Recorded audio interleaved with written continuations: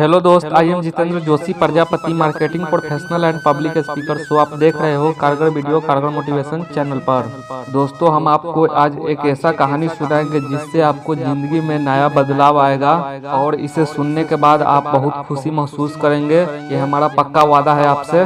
आप इस कहानी को लास्ट तक सुनिए, बिना टाइम वेस्ट किए हुए हम इसको सुना रहे हैं। एक अमीर लड़का था, उसे एक गरीब किसान के लड़की से प्यार हो गया। लड़की सुंदर होने के साथ साथ काफी समझदार भी थी।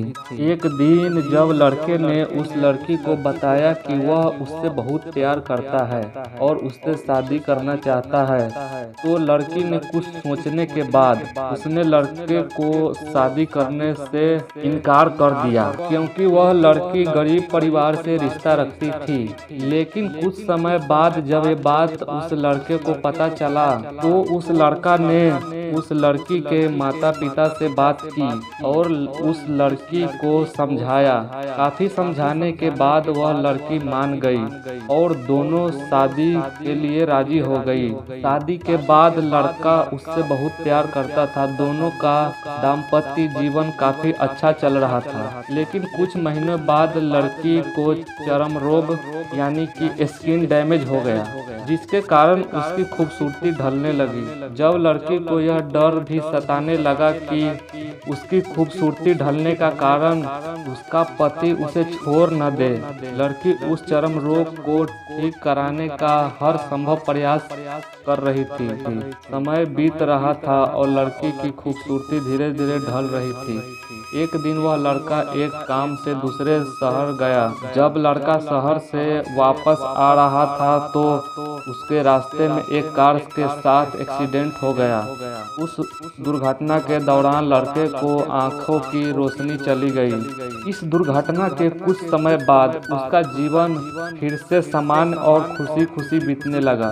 वह लड़की चर्म रोग की वजह से दिन प्रतिदिन कमजोर और बदसूरत होती गई, लेकिन पति अंधा होने के कारण उनका दाम्पत्य जीवन ठीक चल रहा था और दिखाई न देने के कारण लड़का उससे पहले की तरह प्यार कर रहा था। कुछ सालों बाद बीमारी के कारण उस लड़की की मृत्यु हो गई। पत्नी के मृत्यु होने के बाद अंदर से दुखी हो गया और वह शहर छोड़कर जाने वाला था।